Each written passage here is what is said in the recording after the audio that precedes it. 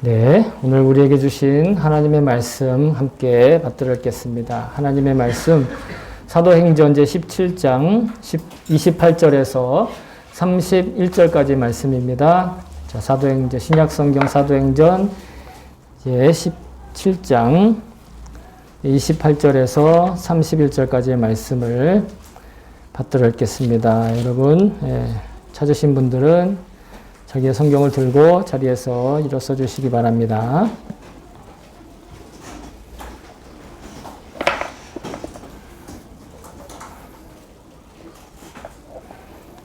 그럼 같이 받들어 읽겠습니다. 시작. 여러분의 시인 가운데 어떤 이들도 우리도 하나님의 자녀이다 하고 말한 바와 같이 우리는 하나님 안에 살고 움직이고 존재하고 있습니다. 그러므로 하나님의 자녀인 우리는 신을 사람의 기술과 고안으로 금이나 은이나 돌에다가 새겨서 만든 것과 같다고 생각해서는 안 됩니다. 하나님께서는 무지했던 시대에는 눈 감아 주셨지만 이제는 어디에서나 모든 사람에게 회개하라고 명하십니다. 그것은 하나님께서 세계를 정의로 심판하실 날을 정해놓으셨기 때문입니다.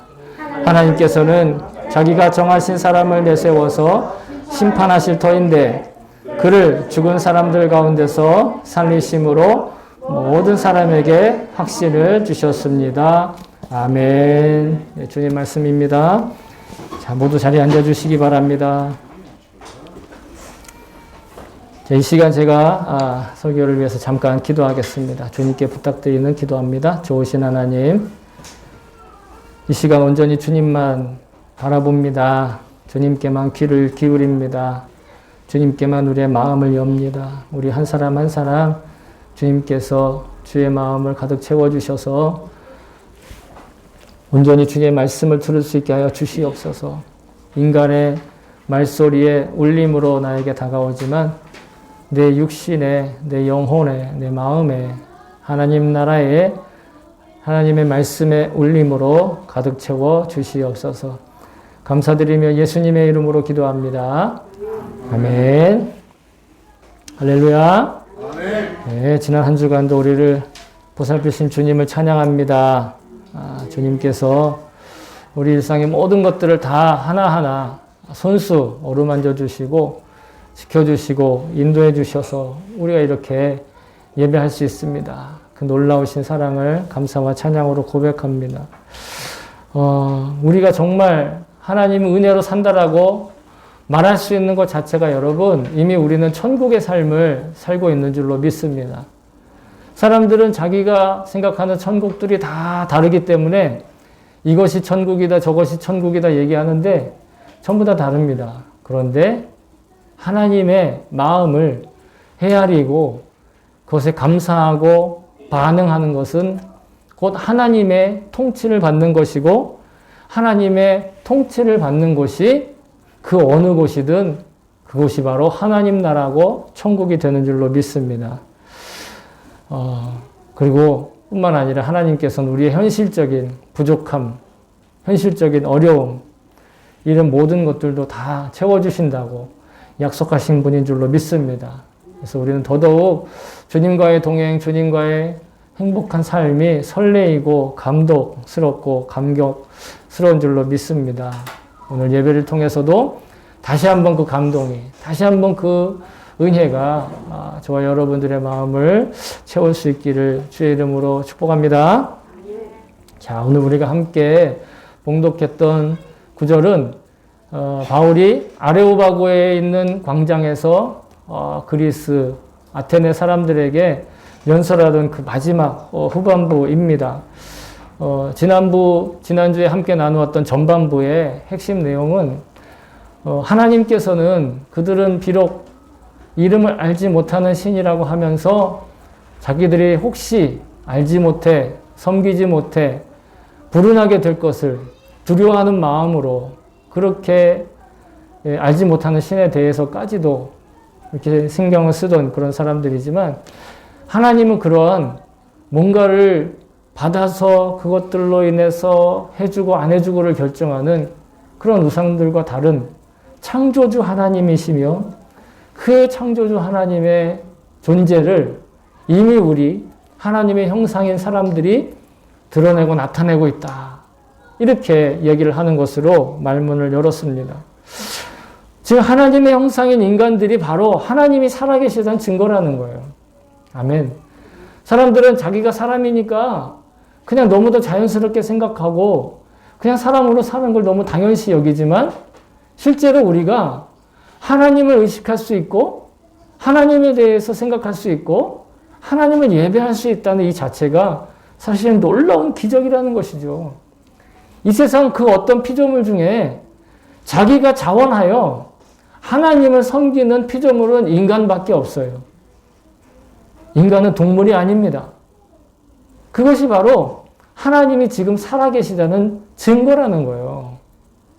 하나님이 살아계시니까 하나님의 흔적으로서 인간들의 존재가 눈에 보여지는 것이죠.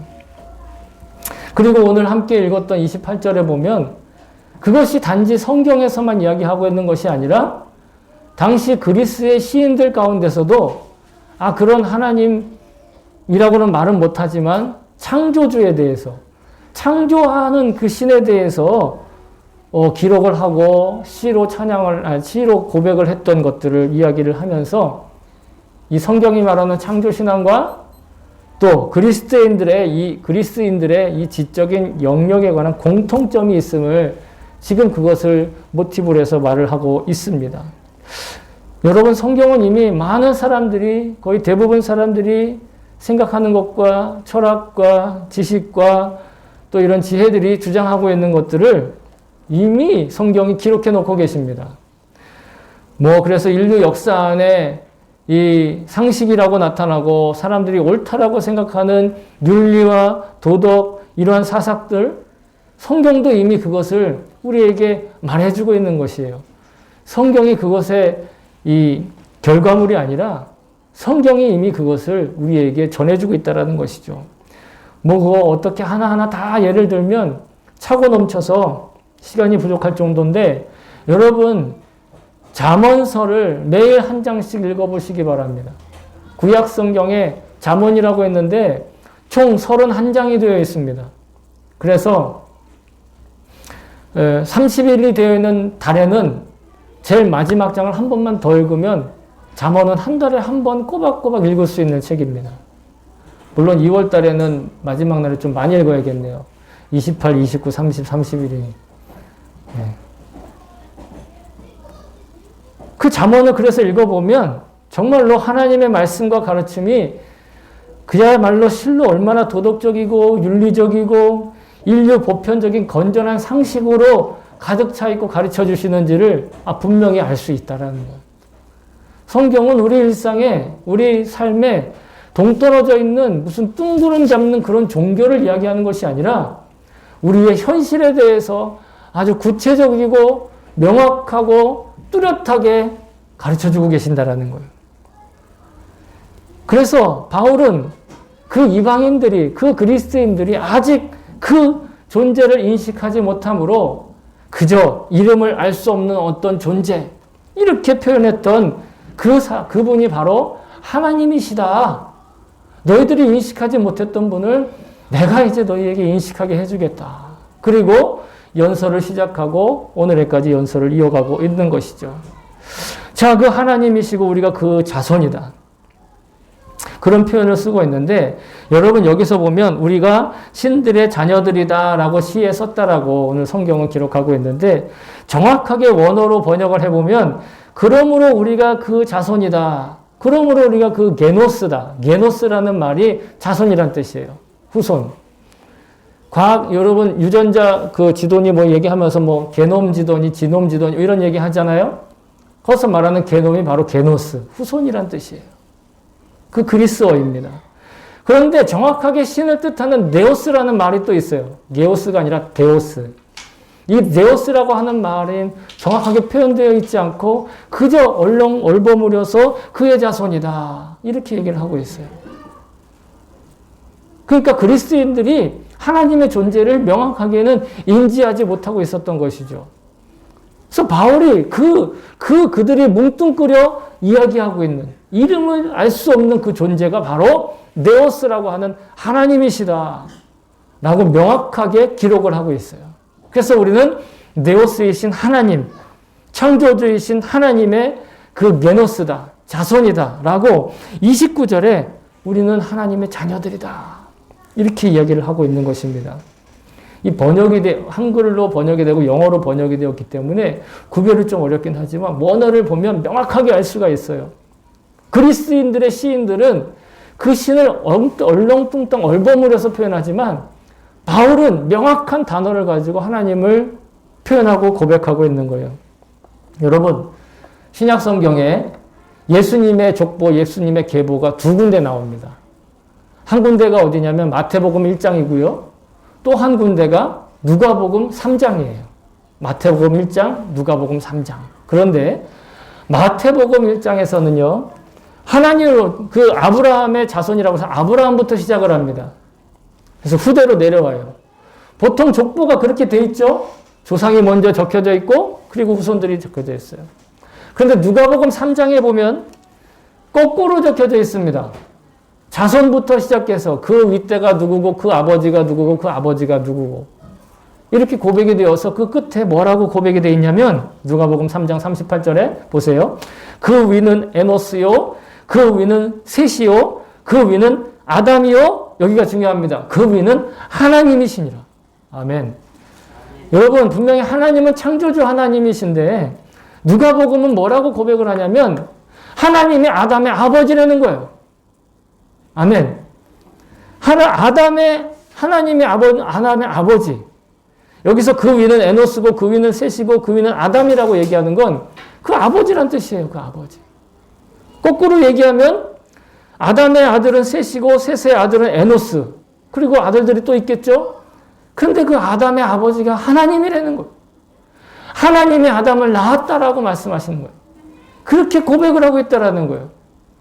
그러니까 우리의 존재가 곧 하나님을 증명한다라는 거예요. 아니, 우리 아들을 딱 보면 여러분 누구 아들처럼 보여요? 우리 옆집 아저씨 아들처럼 보여요? 그럼 큰일 나죠. 딱 보면 알잖아요. 우리 아들이에요. 첫째 아들이 있고 둘째 아들이 있고 셋째 아들이 있는데요. 다 다르게 생겼지만 딱 보면 누구 아들이에요? 다 제 아들이에요. 딱 보면 우리는 누구 아들이에요? 그러니까 하나님 아들이라고요. 얼굴 색깔이 달라도 성별이 달라도 사고방식이 달라도 살고 있는 곳이 달라도 누구의 아들이다? 하나님의 아들이다. 그러므로 인류가 모두 다 하나님의 자녀다라고 성경은 이미 이야기하고 가르쳐 주신다는 거예요. 그러니까 여러분 하나님이라는 존재, 신이라는 존재를 그저 액땜이나 해주고 소원이나 들어주는 그런 우상처럼 섬기거나 아니면 하나님을 이 우리 눈에 보이는 이런 피조물인 물질로 만들어진 오늘 성경에 말하면 금이나 은이나 돌에 새기는 것이 아니다 얘기하는데 이런 물질적인 존재처럼 생각하는 건 결코 바르지 않고 바람직하지 않다. 왜냐하면 사람도 그런 물질적인 존재로 간주해버리는 거와 마찬가지라는 거예요. 여러분 숨 쉬는 사람이 어떻게 금덩어리예요?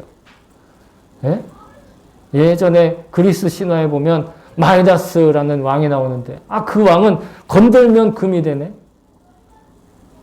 그래서 뭔가를 대단하게 이루는 사람은 마이다스의 손이다 이렇게 이야기하잖아. 마이다스의 태. 근데 그 손이 딸을 건드렸는데 딸을 이렇게 안아줬는데 딸도 뭐가 됐어요? 금이 된다는 거예요. 좋아요? 딸이 금이 됐어요. 좋아요? 그런 꼴이라는 거예요. 그런 꼴. 인간을 물질로 헤아리고 인간을 금으로 헤아리고 인간을 돈의 가치나 눈에 보이는 가치로 헤아리는 건 바로 그와 같다라는 거예요. 그건 어리석은 일이라는 거예요. 그건 하나님을 거스르는 일이라는 거예요. 왜? 하나님 생생하게 살아있다는 우리가 살아있는 것처럼. 지난주에 말씀드렸잖아요. 창조주 하나님이 창조하신 우리가 있기 때문에 우리가 있으므로 하나님이 창조주인 것을 증명한다고. 여러분 사람은 물질이나 어떤 사실에 가치로만 헤아릴 존재가 아니라 창조주이신 하나님과의 인격적인 관계 안에서 평가되고 헤아려져야 할 고귀한 존재인 것을 여러분 지금 바울은 선포하고 있는 것입니다. 바울뿐만 아니라 성경은 오늘날 우리에게도 여전히 말씀하고 계시는 거예요. 누군가를 평가할 때 저 사람이 연봉이 얼마야? 저 사람이 학위가 몇 개야? 저 사람이 단증이 몇 개야? 이걸로 그 사람을 평가해서는 안 된다라는 거예요. 그럼 우리는 뭘로 평가를 해야 되느냐? 하나님과의 인격적인 관계를 통해서 우리의 가치를 헤아려야 된다는 거예요. 예수님 뭐라고 하셨냐면 마태복음 16장 26절에 사람이 만일 온 천하를 얻고도 제 목숨을 잃으면 무엇이 유익하리요? 사람이 무엇을 주고 제 목숨과 바꾸겠느냐. 여기서 말하는 목숨이란 그 사람의 영혼을 뜻하는 거예요. 단지 생명이 아니라 그 사람의 존재 자체를 얘기하는 겁니다. 그 영혼의 존재 가치를 이 세상의 모든 것들 다 가지고 있다 할지라도 만약 그걸 잃어버리면 그 생명을, 목숨을, 그 영혼을 잃어버리면 아무런 소용이 없다라는 거예요. 이게 예수님 직접 하신 말씀이잖아요. 그래서 여기에서 우리는 천하보다 귀한 영혼이다라는 말을 만들어낸 거예요. 천하보다 귀한 영혼이라는 말은 성경에는 직접적으로 나오진 않습니다. 아무리 찾아도. 다만 이 말씀을 예수님이 우리의 목숨이 이 세상 천하 어떤 것보다 값지다라는 취지의 말씀을 하셨잖아요. 그러니까 우리의 목숨이 소중한 거예요. 각자의 목숨이 소중한 거죠. 예? 어떤 사람의 목숨은 단 어떤 사람의 한 사람의 목숨은 어떤 사람 10사람의 목숨과 같아. 그런 일은 절대로 있을 수 없는 거예요. 그런 생각은 조금이라도 가져서는 안 된다라는 거예요.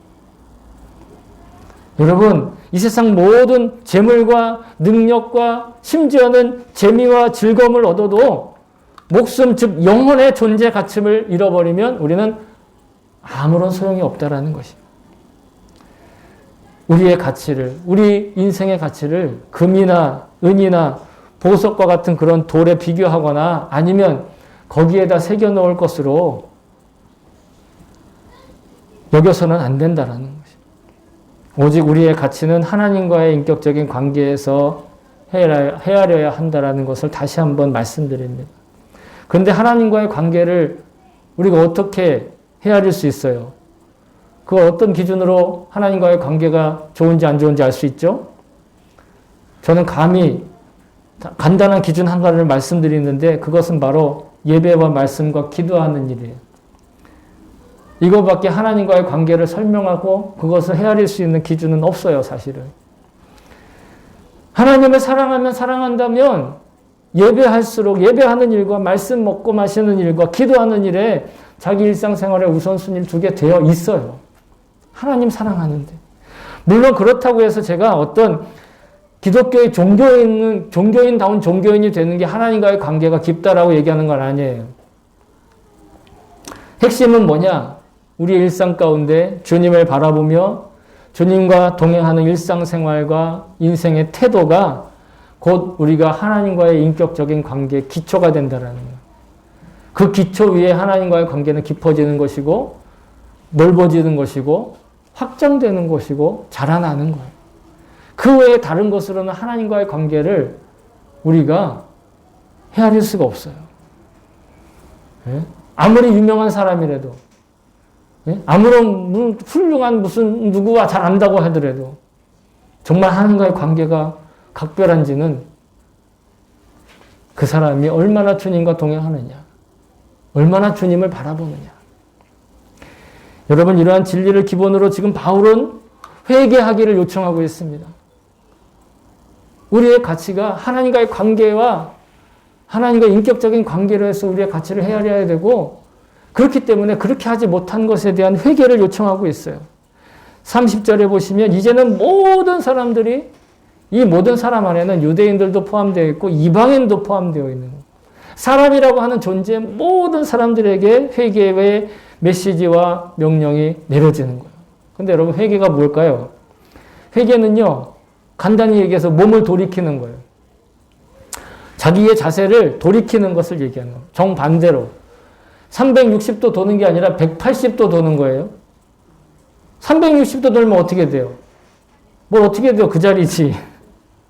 180도를 돌아야 어떻게 돼요? 반대편으로 서는 거예요. 다시 말해, 자신이 지금까지 가던 길을 돌이켜 반대 방향의 길로 나아가는 것. 이것이 회개입니다. 근데 만약 지금 가는 길이 바른 길이에요. 그러면 또 돌려야 됩니까? 그럼 뭐예요? 그냥 제자리일 거 아니에요.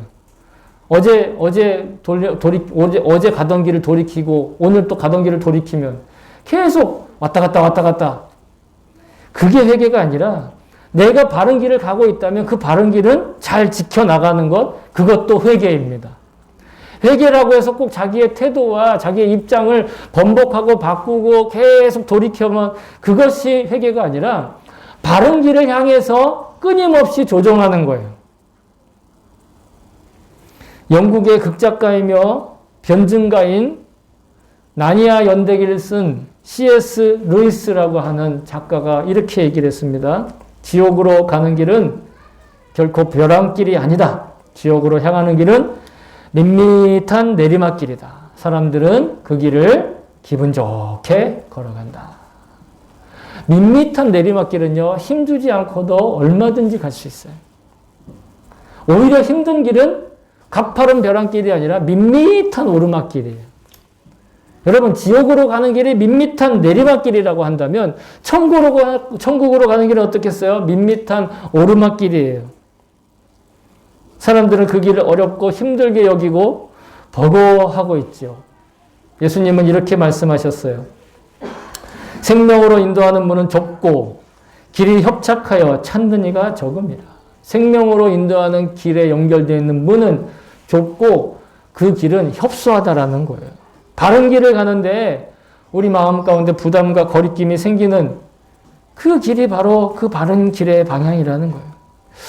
여러분, 어떤 이들은 인생길이 여러 갈래길로 갈라진다라고 생각합니다. 가다 보면 양갈래길이 있거나 세 갈래길이 있거나 네 갈래길이 있거나 그때 그 길로 오지 않았어야 됐었는데 하며 후회를 하지요.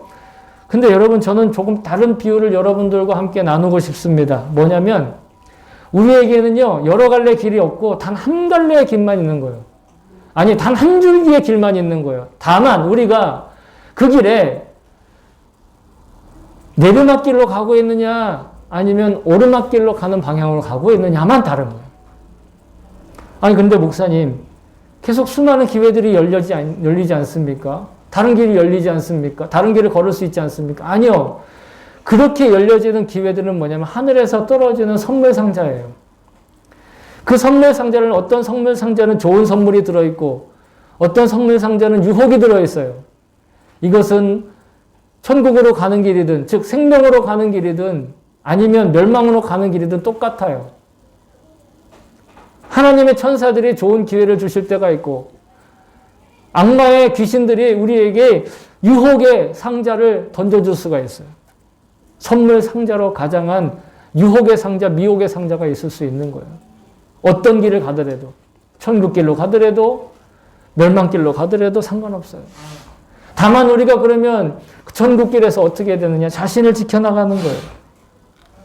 밋밋한 오르막길을 포기하지 않는 것이죠.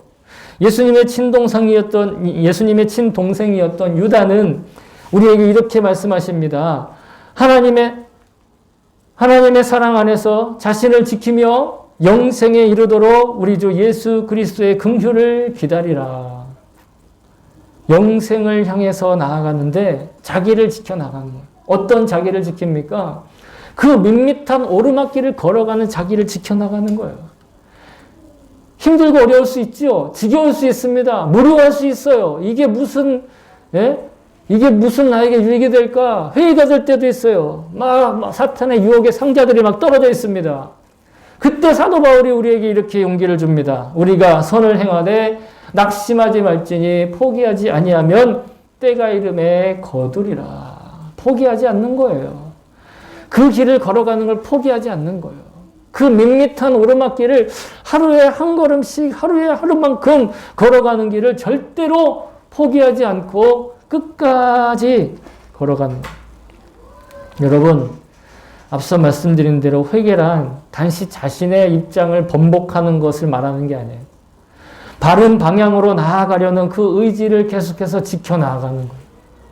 그 방향으로 잘 가고 있는지를 점검하면서 자신의 인생의 핸들을 조절하는 거예요. 천국을 향해 나아가는 밋밋한 그 오르막길을 포기하지 않는 것이죠.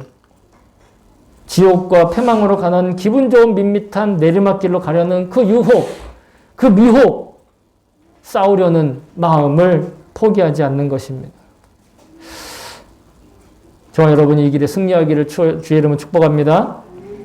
자, 마지막 31절에 보시면 최후의 심판에 관해 바울은 선언을 하고 자신의 연설을 마무리하고 있습니다. 지금 최후의 심판에 대한 생각이 그리스 사람들에겐 없어요. 그런데 그 이야기를 하고 있는 거예요. 왜 최후의 심판 이야기를 하는가? 이제 회개하지 않고 자신의 삶의 태도를 회개하지 않고 바른 방향으로 돌이키지 않은 자들에겐 최후의 심판이 준비되어 있다라고 이야기를 하는 것이죠. 성경에 이 최후의 심판에 대해서 기록한 곳이 있는데 그게 바로 여러분 이 성경책 가장 마지막에 있는 요한계시록. 성경책은 펴기가 제일 힘든 책이 두 권 있는데 하나는 창세기와 하나는 요한계시록이에요. 왜냐하면 창세기는 표지를 펴다가 보면 벌써 막 10몇 장, 20장 이렇게 넘어가 있어요. 끝에 표지를 딱 펴면은 요한계시록이 잘 안 보여요. 그런데 요한계시록이 최후의 심판을 이야기를 하는데 펴기 어려워서 힘든 것이 아니라 사실은요, 이 요한계시록이 최후의 심판과 함께 굉장히 비유적 그리고 환상에 대한 이야기들로 가득하니까 읽기를 부담스러워하고 어려워하고 심지어는 이 요한계시록을 읽다가 잘못 해석하면 안 된다라고 하는 어떤 강박관념까지 가지고 있어요. 그러나 여러분, 요한계시록은 참으로 드라마틱하고 감동스러운 기록이고 그런 약속입니다. 네? 여러분, 우리 가운데 혹시 SF 영화를 좋아하시는 분들 계시나요? 영화는 다 좋아하시겠지만 특별히 그 중에 SF, 공상과학영화라고 그러죠? 그런 것도 좋아하시는 분들 많잖아요. 근데 여러분, 공상과학영화의 관점에서 이 요한계시록을 보면 너무도 신선해요. 그거와 관련해가지고 일본 애니메이션이 이런 모티브를 사용한 경우들도 종종 볼 수 있습니다. 그런데 여러분, 이 요한계시록이 어렵고 힘들고 무서운 책이 아니라 사실은 한 가지 주제에 초점을 다 맞추고 있기 때문에 그 초점을 통해서 요한계시록을 보고 읽으면 정말로 그 핵심 메시지를 제대로 알 수 있어요. 그것은 뭐냐면 여러분 따라해 보세요. 심판하시는 예수님. 예수님이 심판하신다라는 거예요. 그게 요한계시록의 핵심이에요. 처음부터 끝까지 요한이 만난 예수님의 모습은 심판하시는 예수님이에요. 아, 근데 그게 뭐가 심판하시는 예수님이 무섭고 떨리지 그게 뭐가 좋아요? 아니요.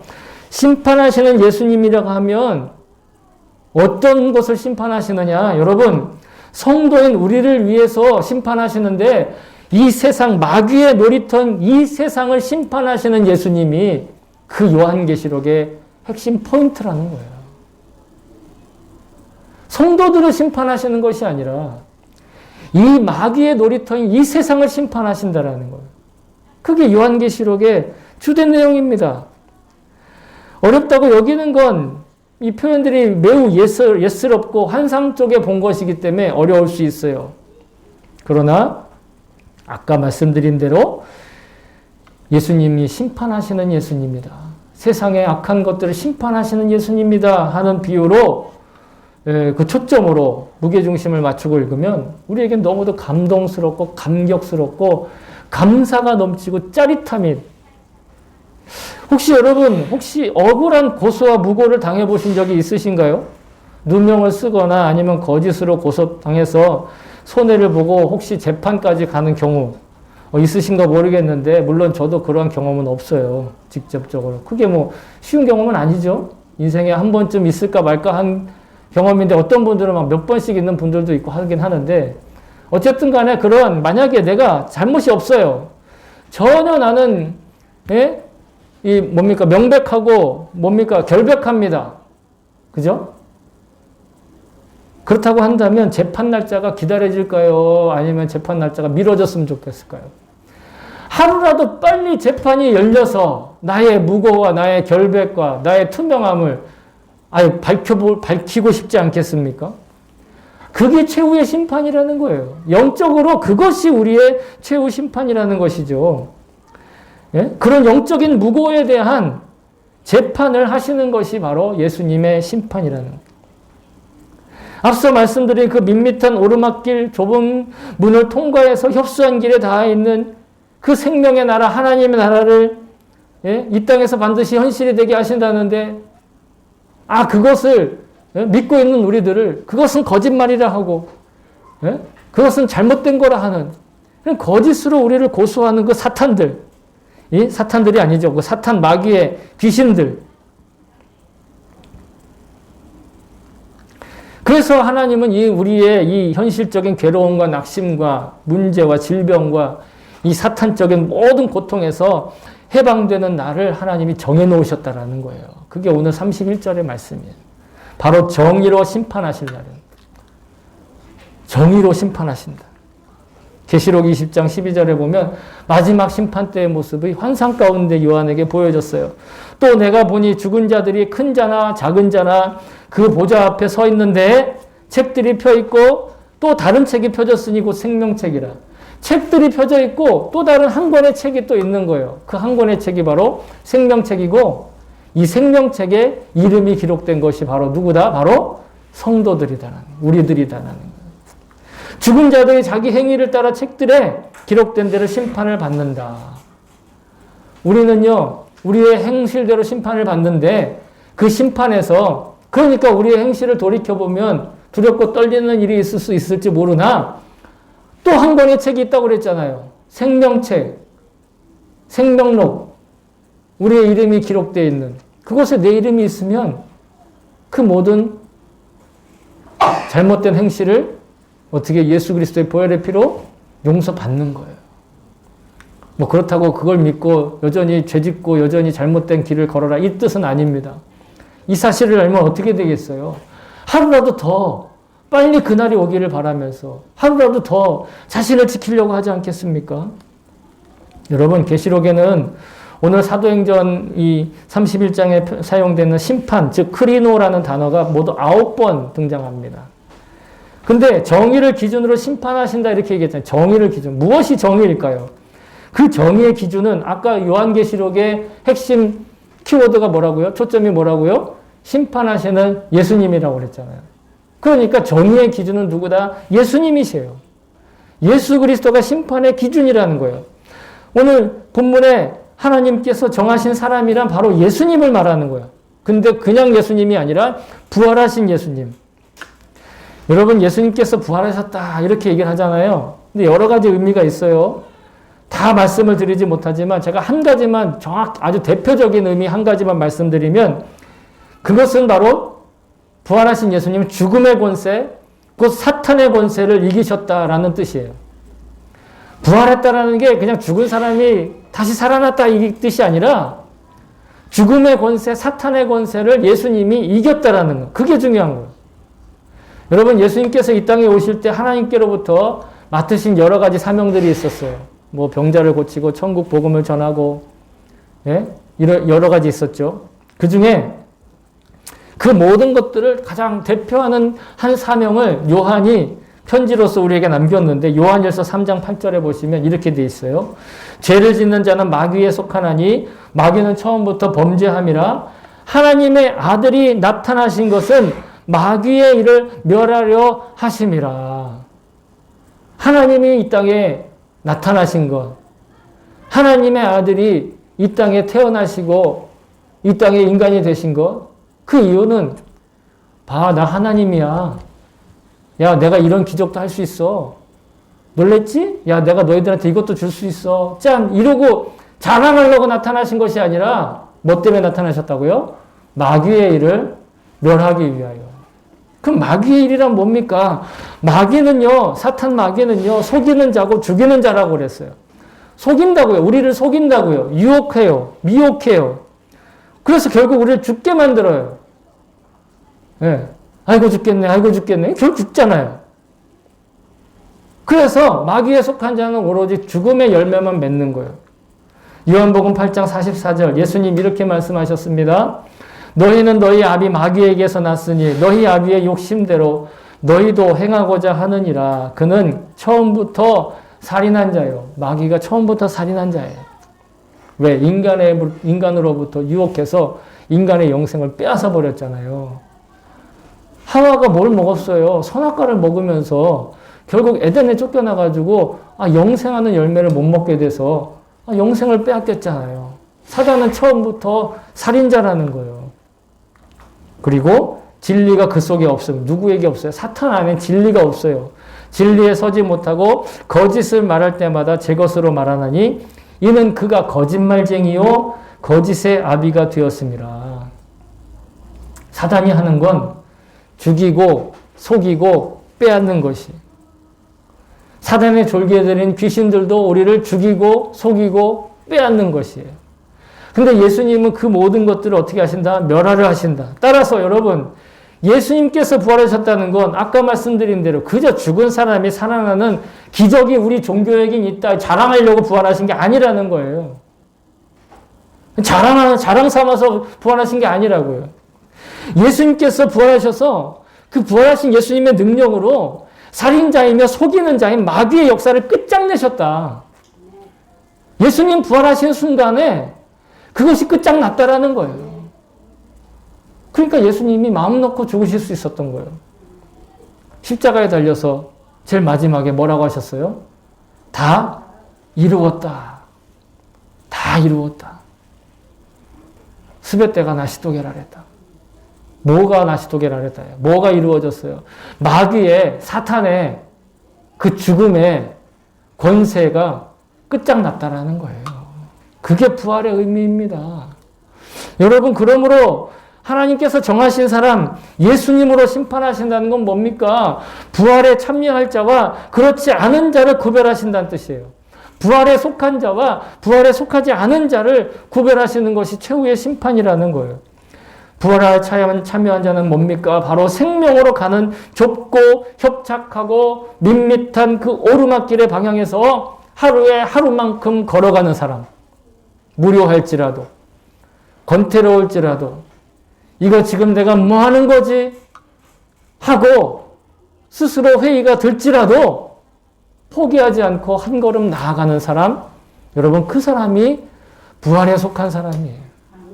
그 사람은 매일매일 하루에 주름이 하나씩 늘어서 늙어가더라도 속사람은 하루에 하루만큼 생생해지고 활기차지고